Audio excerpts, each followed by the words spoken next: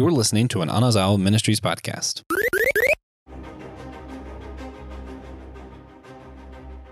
Hello, friends. Welcome to another episode of Systematic Geekology. We are your priest to the geeks, which means that we are those mediators between those things we geek out on and then the deeper questions that we wrestle with in life and faith and all of the above. And we're excited for another episode of What's New. I am Will, your co-host from Chapel Thrill, who wrestles with the UNC basketball team. 1 minute being fantastic, another minute I have no idea how they're playing basketball. But hey, there are worse things to be stressed out about. That's for sure. So, and I'm joined by one of my favorite people to host Systematic Geekology with, and TJ. How are we doing, buddy? I'm doing all right. Nice short shift at work today, just 8 hours. Yeah. Did you have off for Martin Luther King Day? No, of course not. No. So you're probably busy. People are out of school. People coming through. Yeah. People getting their lunches more than often. So yeah. I had a somewhat of a restful day on Martin Luther King Day. A couple projects here at church and a couple things to follow up with. But then, it's back at it in a short week. And but man, what a good reprieve and a break to gather here with our friends and listeners to talk about what's new. It's another episode of What's New. And there's some things that's new with me. There's a lot of things I'm like continuing to watch and binge that aren't new, but I'm kind of behind with. But there's new comics. There's new TV shows that are dropping each week. There's new discoveries on streaming services that I'm finding. There's no shortage of content. And as I shared in another episode, what a good time to be a geek. And we should be there's a lot of things that we could probably complain about. But man, there's no shortage of geeky content and things to geek out on, and we should be grateful. It doesn't mean we can't be critical or say, hey, something's not for me, or those kind of things. But all in all, let's have a posture of gratitude, because man, there's a lot of good geeky stuff out there to consume. Yeah. You can criticize all you want, but in today's day and age, you're more than welcome to have that criticism. But if you don't like something, just don't watch it. That's right. Move on to the next thing. Move on to there's so many options. My book list, my streaming to watch list, my podcast list, they're super long. I will never run out of things to watch or read for the rest of my life, I don't think. So that could be some pressure put on you, but I'm going to let that go and just say, I'm going to like what I like and pull a TJ and have fun with it. Yeah, you gotta. All right. So anything you've been geeking out on before we get into what new? Is there something that you've been geeking out on? Things that, getting that geek meter high? Yeah, but it is new. So I feel like it'd be cheating if I talked about it early. All right. We'll save that for the What's New list. I'll share what I'm geeking out on. A friend of the show, Ryan Doze, who hosts Across the Bifrost, the Mighty Thor podcast. Great name. I've been on that podcast a number of times. I'm one of the kind of regular hosts on that show. And past couple episodes, we've been able to interview top level Marvel artists who've worked on Thor. Mike Del Mundo, and another episode's coming out with Asad Ribic, who is from Croatia. And man, they're just at the peak of their craft when it comes to drawing comics, and the whole the God Butcher saga and Love and Thunder, all that stuff came from Assad's art and the run he did with Jason Aaron. And to talk with them, they could have been nicer guys and easy to talk to about how they create and what inspires them and their kind of daily life as a comic book artist. And that was super fun. So I'm geeking out hard, really riding high on those conversations. And I hope our listeners out there will go listen to them. I will say, Asad Ribic, he dropped a lot of F-bombs, so it's not necessarily, listen with the kids around. But Mike Del Mundo was both super nice guys, but Mike was a little bit cleaner language. Yeah. That tends to happen when you talk to your creatives, That's right. It gets real colorful. It can get colorful, but man, it was so fun. So much fun. Cool. Well, let's hop in the episode. What's new? The first thing I want to discuss that I haven't discussed with TJ yet, Bad Batch Season 2. By the time of recording this, we are 3 episodes in. TJ, I know you're a big Clone Wars fan, big animated Star Wars fan. What are you thinking so far of the new season of The Bad Batch? I'm loving it. I'm loving it. Yeah. It's I'm a super huge good. fan. Yep. The first 3 episodes, the first 2 episodes, The Spoils of War and Ruins of War, really kind of the big heist. They're going to try to just do another kind of adventure and get some loot to kind of fund their own kind of habit of surviving in the universe kind of thing. But we then slowly discover it has some prequel and legacy character tie-ins there. What did you think of those first 2 episodes there, TJ? What stood out for you? They're good. They're strong. I'm a bit of a specialized dork, so the first thing that really stood out to me was like, Omega's. It's not a bowcaster. It's just like a light bow. Yeah, that's awesome. Right. Exactly. I want more alternate weapons in Star Wars. Yeah, I was thinking. That's why I love the book. Yeah, when I first saw that, I was like, oh, we're just making another strong female character with a bow and arrow, a la Hunger Games or whatever. But then I was like, Chewbacca had a crossbow laser gun. Yeah. And so her having that, and then Josh reminded me that I guess this particular weapon was with the Night Sisters in Clone Wars. It has some history behind it, and to see her with it is pretty cool. Yeah, pretty cool. Yeah, I do like that weapon. Yeah, but it really feels like the group is coming off of a pretty big tragedy. Crosshair is no longer with us technically. Mm-hmm. Not dead. He's just evil now. Mm-hmm. But it's interesting to see them continue living in this world with no Crosshair, and maybe a little too much Crosshair actually. But I'm loving the dynamic. The drama, it's good. Mm-hmm. Good. Yeah, I mean that kind of team where you have the different personalities and different gifts, and them trying to figure out how do they blend in with the universe, or are they going to stand up for something bigger and larger when it comes to like the rebellion. And so in this season, we're definitely seeing that not only are they entrusted with a kid, Omega, and taking care of her and her upbringing and looking at the universe through her kind of innocent eyes, but now they're kind of bumping up against some pretty big themes of are we going to do better in the universe, or are we going to just kind of take and steal and be pirates in that galaxy far, far away. But then you get into episode 3 and the solitary clone, and talk about Crosshair. Yeah, Crosshair is no longer with him. This is the sharpshooter who decided that he's just going to obey orders. He's going to stick with what soldiers are supposed to do. He's not going to rebel, but he's sticking with this growing empire. And this particular episode was so freaking good. The animation was amazing, but the storyline. If you like the prequels, you will love this episode. If you like the Clone Wars and battle droids, they it's all there. It's all there for you. Big nostalgia sounds from the prequels and Clone Wars and battle droids. Very, very good. Yeah, it's fantastic. And spoiler warning, Commander Cody. Yeah. Mm-hmm. There you go. That's my guy. That's your guy. And he has a big episode with this. A big part of his character development, what's happened next, and where he could maybe show up next, is right here in this episode. And it really is like, I mean, the Empire's like, go in and you got to go. They gotta save another kind of governor, right? A governor's been taken hostage, and they're like, we're going to send you in, and there's tons of battle droids, and it's Crosshair and a group of clones, and doing their thing of trying to save this governor. But in the midst of that, you see behind like the growing oppression of the Empire, and what they're doing.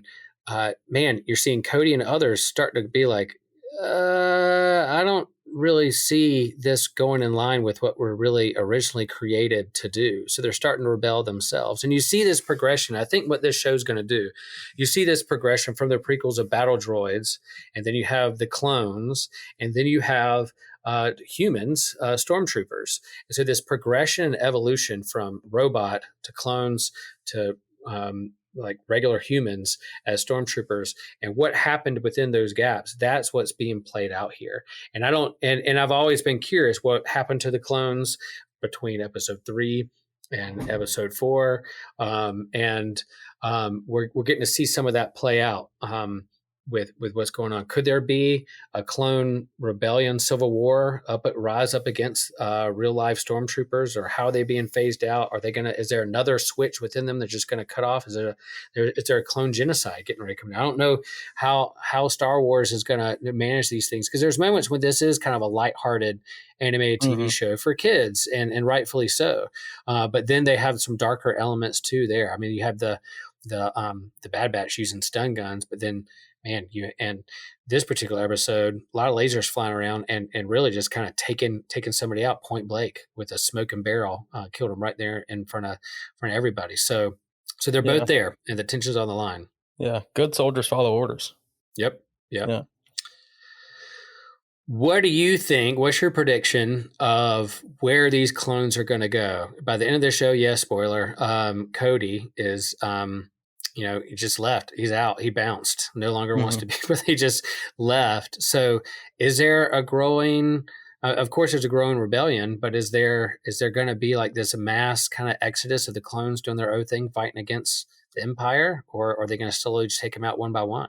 I don't know. I hope it escalates into like a big clone versus stormtrooper battle. Yeah, that would be cool. It's also something else they have to ride around in the future.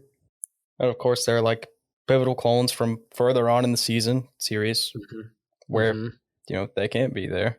So I'm really just excited to see where it goes.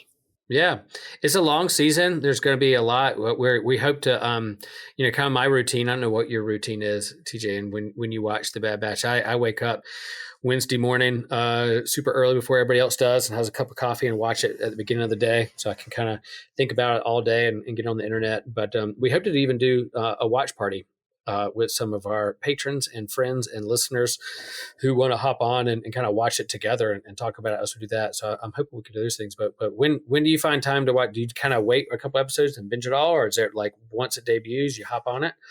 Usually, as soon as I remember that there is a new Bad Batch episode, that's when I try to watch it. Yeah, there you go. Yeah, I there was a while there where there's so much content coming out. I had to like write down on my calendar when things were coming out so I wouldn't forget. But Bad Batch, I'm like, yep, Wednesday morning, new comic book day. Going to go to the comic store, but before I do that, I'm gonna go watch Bad Batch before heading out. So that's kind of what I do. Yeah, tomorrow we might have the same schedule because I'm off tomorrow, so I might actually have time to do something in the morning. So I might just watch the Bad Batch. The next episode, Faster, will be out by the time this episode is on air. So I'm curious. The first 3 definitely had the themes of what was going on within the show itself, and this one's just called Faster. And I'm curious what that means. If they have to run faster from the Empire, or if it's just going to be a fast episode. We'll find out. It's actually just going to be really short. It's going to be like 3 minutes. That's right. What if it's a fast episode? If it's just like 4 minutes and then it just plays out the credits. We're like, whoa, we were just. It's a full length episode, but it's sped up 32 times. So. Yep. Yeah. Like Joshua listens to podcasts? Yeah, like Joshua listens to podcasts. Yeah, there you go. Another thing what's new I'm geeking out on, TJ, did you see Mandalorian Season 3 trailer? Have you seen that yet? Don't watch trailers. Oh, that's right. No trailers for you. If somebody shows it to me, I'll watch it. But Okay. I won't spoil anything there. But last night during the football game, Mando Season 3 extended trailer, not just a teaser, has some really good moments. I think I'd be really pleased with this season. Really, really cool things in there that are.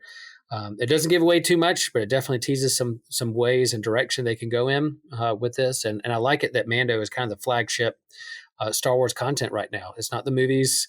It's this particular episodic TV show and other things surrounding it that kind of tie into that. So yeah, we're not that far off of that. March 1st. Boom. Ooh, exciting. Yeah. All right. So another what's new. What's one thing what's newing? What's new? One Piece Odyssey is what's new. Now, One Piece has made a lot of really, really bad video games. They have cranked out some shovelware. They are awful. A lot of them. One Piece Odyssey might be the best JRPG I've ever played. Right. I love it. I'm loving it. I'm only a few hours in because I got a lot going on. But I've also got a Guilty Gear tournament coming up that I have to practice for. So that's taking up some time. But I'm having a blast with One Piece Odyssey. It is so fun to be able to take control of the characters that you love and use the attacks that you know them for. It's so sick. The story, as far as I've seen, is also really cool. It's original. It's for the game. So if you just need more One Piece, $60, and you get to live more One Piece. One Piece being TJ's favorite anime, you could say, anime TV show and manga book that he's read, and now he's playing the video game. So he's got a trifecta going on with One Piece. And Joshua's. There you go. For the record, also Joshua's. One of his good opinions. One of his good opinions. But definitely get it if you're a JRPG fan, if you're a One Piece fan, if you just like really flashy, what do they call it? Turn-based battle. It's a must buy. It's also got some pretty unique systems, pretty interesting mechanics going on. I'm having a ball. Nice. Fun. Another new thing for me that I'm excited about. Our listeners may know that I grew up at the beach.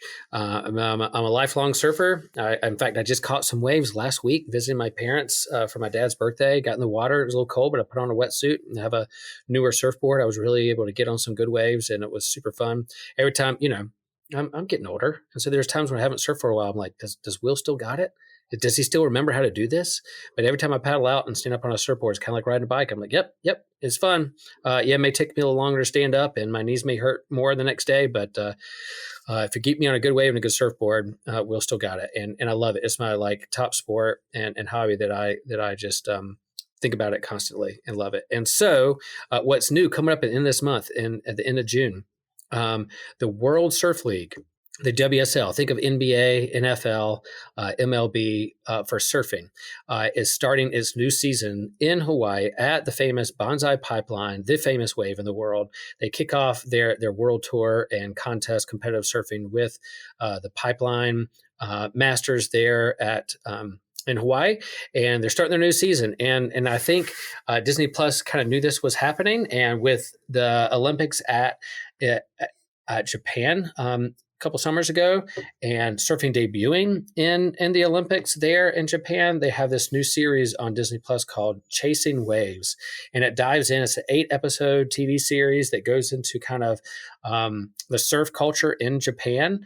But it follows these surfers along. And along the way, they highlight the top competitive surfers in the game at the moment. You have 11-time world champion Kelly Slater. You have Italo Ferreira. You have Carissa Moore, John Florence. Some big names in competitive surfing show up in this series through the lens of walking through surfing in Japan. And then the build up, I'm not all the way through it, but the build up to qualifying for the Olympics and then what happened at the Olympics. And then they go into kind of what competitive surfing is all about. It's like gymnastics or others. It's a sport of opinion. So they're being judged on the waves that they catch and given a particular point.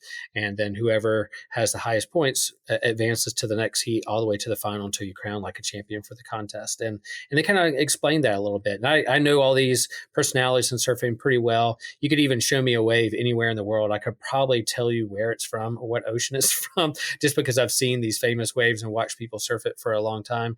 But it's pretty good. So if you want a introduction to surfing and competitive surfing and what goes behind it, it's a great series to watch on Disney Plus. If you're very curious, most of the time when you think of surfing, you think a bunch of stoners hanging out, not working on the beach, catching waves. But this goes really into competitive surfing and what goes behind it, and what these athletes go through to try to become pro surfers. Yeah. I have fond memories of playing Kelly Slater's Pro Surfer on the GameCube. Yeah, That's right. That's right. Great game. I had that game Great back game. in the day too. Yeah, and that particular game would go to different waves around the world. Like I think it started off in Melbourne, Florida, where Kelly Slater grew up. And the greatest surfer, the greatest competitive surfer, kind of the Michael Jordan of surfers, Kelly Slater is. You would think Australia, Hawaii, California. No, he grew up in like Sebastian Inlet, Florida. An East Coast guy. And ended up becoming the best surfer ever. So yeah, and then it goes through all the different like California and Cortez Bank and Hawaii and stuff. I remember that game very well. Yeah. That was back when I played. Yeah, makes you proud to be an American. It does. Absolutely. So yeah, I would check that out. It's a lot of fun. And I'll kind of post on the Systematic Geekology Instagram story and places some links through the WSL. They really do. If you follow them on social media, they put out clips of kind of best waves of the year and what's happening with the contests and following what's going on with that. Kind of the quest to crown a champion at the end of the year is a lot of fun. Yeah. Does Kelly Slater still surf? I know he's like 51, 52. He's getting ready to turn 51 and he is still surfing competitively. He won an event last year. He's still surfing on tour. He's making us 50-year-olds really proud. Most of like people that are in their prime are in their like mid 20s. Kelly Slater is 50 years old and still one of the best in the world. Sure, the young guns can do higher airs and all these big tricks better than Kelly, but when it comes to like big barreling waves and surfing, the kind of technique and competitive experience, Kelly's still one of the best. And he won the Pipeline Masters last year, or the first event that was at Pipeline, and so he automatically gets a chance to surf in it. He qualified for the World Surf League again this year, so he's at least going to surf Pipeline. The chance to go out and surf Pipeline with just a handful of guys without it being really crowded is probably just reward enough. But he's going to be in that contest, and if he wins or loses, it'd be interesting to see if he retires this year or how he goes out when he kind of hangs it up. But he'll always surf, I think, those big barreling contests because he's still the best in the water when it comes to catching big barrels. You think he's got WSL number 12 in him? I don't know if he can win. a 12th world title. What they do this now is you earn enough points by the end of the year to be in the final five and to kind of a final round robin tournament at the end of the year. So it's kind of like almost you make to the playoffs and then you have this final contest that if you win that contest, you're now the world champion. But how you do during the year, you earn enough points for your positioning there in the final. So he could probably win a couple contests, but if he could get into the final five, that where you have the final championship series there in California in this kind of round robin tournament, I think if he got to the final five, I don't know if he could win it. I don't know. It might be tough with some of the young guns that are out there, but I would love to see it. I would love to see it happen. That's for sure. We'll just have to watch and see. Yeah. He'll definitely be surfing Pipeline at the end of the month. I can't wait. Yeah. I'll be queuing him up. Cool. What else you got, TJ? What else is new out there? The Last of Us TV series has premiered on HBO Max, and a lot of people are saying it's the best video game adaptation ever. Oh, man. I think it's Castlevania. Netflix is Castlevania. For now, we'll see. But episode 1 of The Last of Us absolutely did not disappoint. It's going to be good. So this is a episodic TV show on HBO Max. Is it all dropped at once, or are they doing one episode a week? One a week. So they have one episode out? Mm-hmm. Episode 1, check it out. Don't fall behind, because people are going to start talking about it. My wife and I are almost done with Game of Thrones all the way through, and there's a couple things we want to watch when we're done with Game of Thrones, and Last of Us came up as a preview before Game of Thrones got started, and we talked about how that might be one that we'd hop into. So your recommendation is valued. So yeah, we may check that out.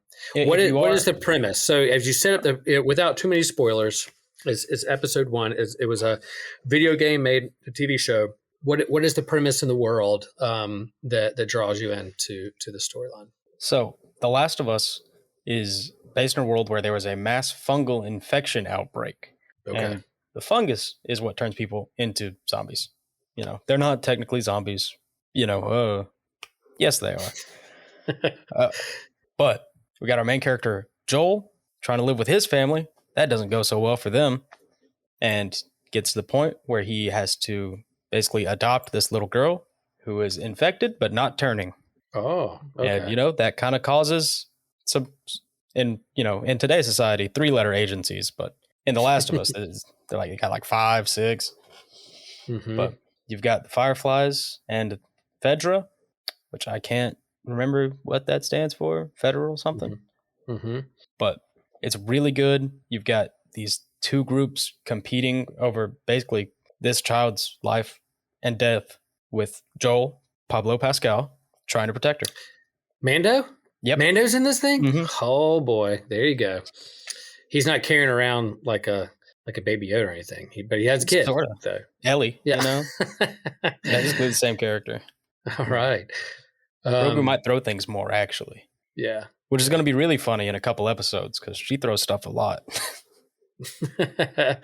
So, that's a cool premise. I mean, we all know kind of viral outbreaks. We know what that can do for the world, and we imagine, we work out our big questions through sci-fi and fiction and even apocalyptic literature. We kind of face our fears, and the scriptures do that as well, where they, let's set something up and then really kind of hold a mirror to say what do we truly value, and how would we respond in this kind of crisis situation. And so here's another kind of apocalyptic TV show. Instead of zombies, you got an outbreak, a fungus outbreak, and it's changing people.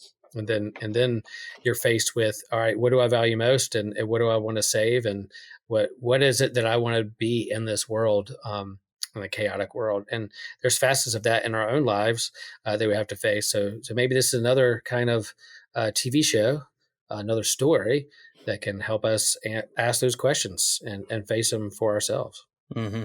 Yeah, The Last of Us as a story has been captivating millions of people for about 10 years now. Mm-hmm. Unless they really mess something up, I promise you will not be disappointed with the TV show, especially not with Pascal's incredible acting. Nice. So it's a 10-year-old video game. Yeah, came out in 2013. Okay. 2013. So almost making it to a TV show. Almost. Yeah. Cool. Well, So that's what's new with us. I again, there's just so much out there, and I'm looking forward to. I'm liking these kind of Thursday shows that we drop on Systematic Geekology to hear what's new and our take on it. And I know there's other hosts that are watching stuff that I'm not watching that can shed light on whether I should or not. So yeah. I hope everybody has fun and has a posture of gratitude and kind of think through the big questions as you're going through it. TJ, are there any other recommendations or things out there that you think our listeners should know about? The Young Pope, also on HBO. Oh, yeah. The Young Pope is crazy. My roommate's watching it in the living room right now, and I think he's seen it like 4 or 5 times. Okay. But it's kind of scary. Now, who is in this one? I remember hearing about it. This isn't necessarily new. It's been out a while, and I remember it's popular for a while, and it missed my attention. I haven't been able to see it, but who are some of the familiar faces in that show? Do you know? I don't even know. Don't even know. When I was watching, right. I didn't even recognize anybody familiar. Yeah, not like super familiar. I think there are a few like character actors, like people who are in a lot of stuff and are really good at it, but hard to remember. Those guys. I'm pretty sure there are a few of those guys in there. But it's not something I've delved into super hard. Yeah. But the way he's watching it, it's got to be worth checking out. I enjoyed the 4 episodes I did watch a lot. So cool. Yeah, I'll check that out too. I remember it being out there for a while, and I'll go after this recording. I'll go look it up and see what it's about and check it out. My family went to go see The Fabelmans last week, and fantastic movie. Is going to win all the awards. It won a Golden Globe. Spielberg it shares on the big screen kind of what his early childhood was like and how he got into directing and film, and some of the joy and the hardships and the struggles being Jewish in America, and also being just a big fanboy of movies and directing and navigating relationships and complicated family. And man, it could have been man, how do I put this? Like, there's not one flaw in the movie. Like it's so good that I can't think of anything that's wrong with it. Like the soundtrack, the cinematography, how he shoots it, the family dynamics, the characters. It is absolutely unreal, and it should win all the awards. That's some really funny comic relief in parts. As a Christian, and how I posture myself against other religions, it was prophetic and challenged me in some ways to think through that. And so yeah, I can't recommend that movie enough. It's a great movie, and I hope it'll be one that people go out there and see, and I'm sure it's going to win an Oscar. I'd be surprised if it doesn't. If it doesn't, it's because they're like, Steven Spielberg has a lot of Oscars. Let's let somebody else win for a change. Which is fair. That might be, which is fair. But it's good. So I've heard a lot of good things about the Fabelmans on Twitter. Yep. So now that I know someone with good opinions also likes it, boom, I might should check it out. Yeah, you should. And I think go seeing it in the theater. Like, it's one thing to watch it on a smaller screen because it's cheaper or easier, but see it on a big screen where movies are like that he from his generation, shot for and done. It's worth going to see a matinee or going to see it on the big screen, checking it out before it's too late. Well, thanks everyone. Thanks for listening to this episode of What's New. Let us know what you're up to.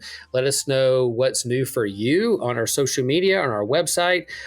We have a Patreon that we would love for you to contribute to help us kind of keep things going and moving and growing. We are now on Discord, and so we have a public channel. We have a Patreon channel. We're going to be doing conversations and watch parties and things of that nature. So come be a part of the community. We're expanding different ways. We are live streaming on Facebook. If you want to follow us on Facebook, we're putting some live streams out there so that you can kind of see us do our thing, our beautiful faces and bearded faces. I have one for now, but we'll probably go away soon.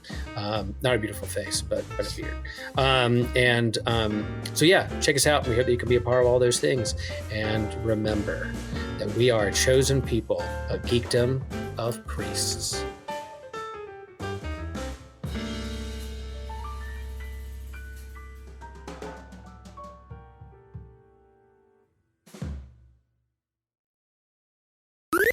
This was an Anazao Ministries podcast. If you enjoyed this show and would like to learn more about our network, be sure to check out the Anazao Ministries Podcast Network.